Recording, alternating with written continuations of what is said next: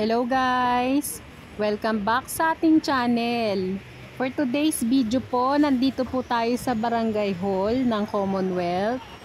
So magre-renew po tayo ng ating Barangay Business Permit. Tara, umpisahan na natin. Nandito po tayo sa ground floor at kumuha tayo ng form at pinilapan natin ito. After po nating mapilapan nito, magbabayad na tayo ng 500 pesos. Pagkatapos na natin bayaran, dito na po tayo sa computer room para po may picture yung ating business permit. Tapos po, nandito tayo sa labas, sa waiting area. Sige po.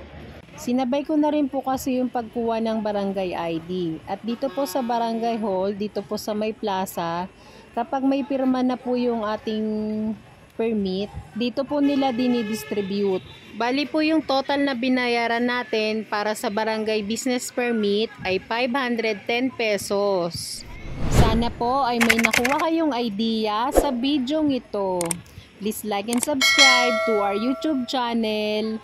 Thank you and God bless. So ito na po yung ating barangay business permit. Thank you for watching.